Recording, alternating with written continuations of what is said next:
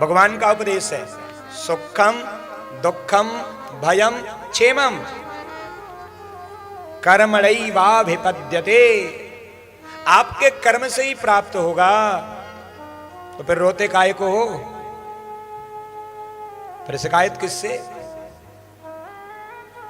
अगर आपके जीवन में सुख मिले ना, तो भगवान से कहना, प्रभु बहुत बड़ी कृपा किया, आपने हमारे घर गाड़ी दी, बंगला दिया, एयर कंडीशन दिया, और कदाचित जीवन में दुख आए तो जानते हो क्या कहना, प्रभु बहुत बड़ी कृपा की, यह दुख भी सहने का आपने सामर्थ्य दिया है।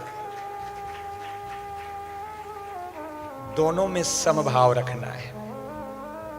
भगवान कहते हैं, पिताश्री, इस संसार में आने वाला हर मनुष्य, हर जीव, हर देहधारी अपने कर्म के अनुसार ही इस संसार के अनेकानेक योनियों में भटकता है, लेकिन मनुष्य जीवन प्राप्त होने के बाद व्यक्ति को सदैव सावधान रहना चाहिए। अब की बार चूक गए तो पुनः 84 लाख।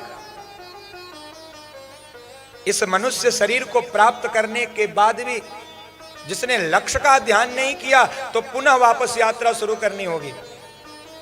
जैसे कोई सिविल की तैयारी करता है, प्री मेंस इंटरव्यू निकालता है, और अंतिम 1 नंबर से तो क्या कहता है, बस 1 नंबर से चूक गए। वैसे ये शरीर है प्यारे, छोटी सी चूक हुई और उस छोटी सी चूक से पुनः आरंभ से शुरू करना पड़ेगा। इसलिए बहुत भाग्य से यह शरीर प्राप्त हुआ है, और अगर शरीर प्राप्त हो गया है तो इस शरीर को अपने लक्ष्य में लगाओ, भगवत प्राप्ति में लगाओ। नंद बाबा को समझाया, बाबा कभी आपने इंद्र को देखा है?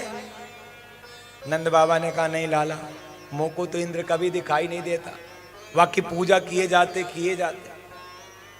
कन्हैया ने कहा, मेरे पास साधन है, मेरा भगवान ऐसा है जो आपको दिखाई देगा।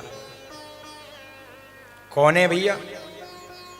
प्रोक्तः निशम्य नंदाद्याः साध्वा गृहं तु तद् वचः।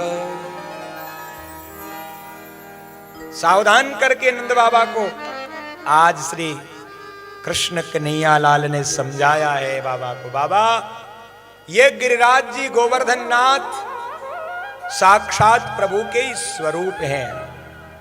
कैसे? बोले पूरब में जगन्नाथ, दक्षिण में रामेश्वर, पश्चिम में द्वारिका और उत्तर में बद्रीनाथ, और बीच में है गोवर्धन नाथ।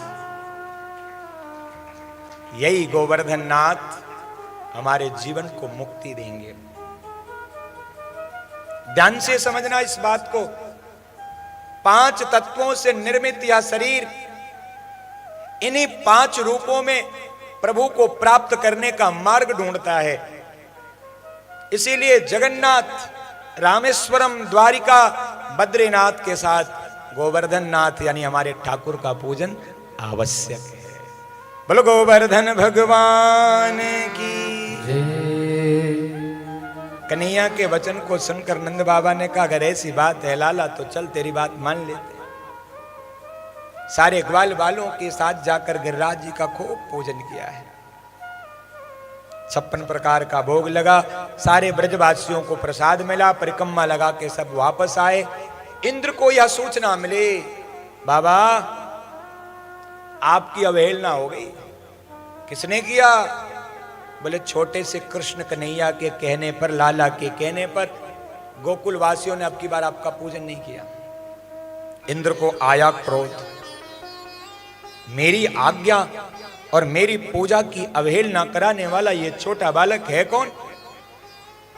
क्योंकि राजा इंद्र को भी अभिमान हो गया था। आदेश दिया सांबर तक मेघों को, जाओ और पूरे ब्रजमंडल को डुबो दो और बताओ कि इंद्र का जो सामर्थ्य है, इंद्र से विमुख होने वाले को उसको किए का दंड प्राप्त होता है। मेघ उमड़ गुमड़ के कार्तिक महीने में आए और जो जोरदार बरसात हुई महाराज, सारे ब्रजवासी घबराए। कार्तिक महीने में बरसात हुई तो पूरे गोकुलवासी ब्रजवासी गोपियां ग्वाल और गौएं सब कांपने लगी,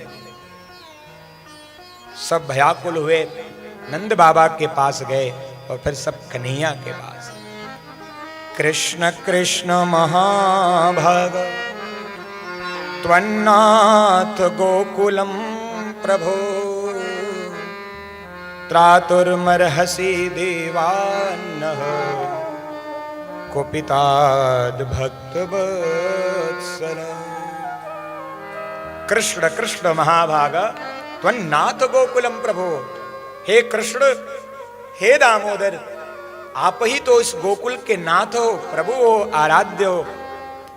आपके कहने पर हमने गिरिराज जी का पूजन किया और आज इंद्र कुपित होकर समस्त ब्रजमंडल को डुबोना चाहता है। भगवान ने कहा बाबा आप भी डर गए क्या? कल हमने बताया नहीं आपको? ये गिरिराज जी जिनकी आपने पूजन अर्चन किए हैं ना, संकट के समय में वही हमारी रक्षा करेंगे। इस प्रसंग में भी एक बात ध्यान देना, आप अपने घर में लड्डू गोपाल की पूजा करो, हनुमान जी का पूजन करो, दुर्गा जी का पूजन करो, पर जिस पर पूजन करो उस पर विश्वास रखो। अपने घर में कन्हैया पर थोड़ा कम विश्वास होता है और मंदिर वाले भगवान पर खूब विश्वास कर लेते। अरे दोनों में अंतर है क्या? कुछ लोग तो तुलना कर लेते हैं, हमारे लड्डू गोपाल कैसे, तुम्हारे लड्डू गोपाल कैसे है। अरे गोपाल तो गोपाल ही है महाराज, अब वो कैसा हो सकता है बताओ? उसमें कौन सा अंतर है महाराज? जिस पे पूजा करो विश्वास करो। ठाकुर जी ने कहा बाबा आपने जिनका पूजन किया है आप उनके सामर्थ्य को नहीं जानते हो। हमारे स्वप्न में आकर उन्होंने कहा था लाला जब कभी ब्रजवासियों पे कोई संकट आए तो हमारे शरण में आना। नंद बाबा ने कहा अगर ऐसी बात है लाला तो फिर हमें ले चलो। सारे ब्रजवासी गोपियां ग्वाल बाल सब पहुंचे कहां? श्री गिरिराज जी के शरण में। लाला अब कहा करें? लाला ने कहा सब हाथ जोड़ो और कहो हे गिरिराज जी हमारी रक्षा करो, क्योंकि बिना कहे तो दुनिया में कोई काम नहीं होता ना जी। ब्रजवासियों ने मिलकर प्रार्थना किया। ठाकुर जी ने कहा बाबा अभी अभी गिरिराज जी ने मेरे कान में ये बात बताई है, मोको गिरिराज जी को उठानो है। बाबा ने कहा बावरा हुआ है, 7 कोस के गिरिराज जी उठेंगे तुमसे? कन्हैया ने कहा मैं कहां उठाने वाला, आप सब मिलकर मेरे साथ सहयोग करो। और गोवर्धन नाथ बोले हैं थोड़ा मैं भी जोर लगाऊंगा तो उठ जाएंगे। अच्छा लाला पहले तू ही कर। कन्हैया ने नीचे हाथ लगाया, थोड़े से गिरिराज जी उठे महाराज। उत्साह बढ़ा, सारे ब्रजवासियों ने जोड़ लगाया तो देखते ही देखते एक हाथ के सहारे से ठाकुर जी ने पूरे ब्रजवासियों के सहयोग से गिरिराज जी को धारण कर लिया। बोल गिरिराज धरण भगवान की जय।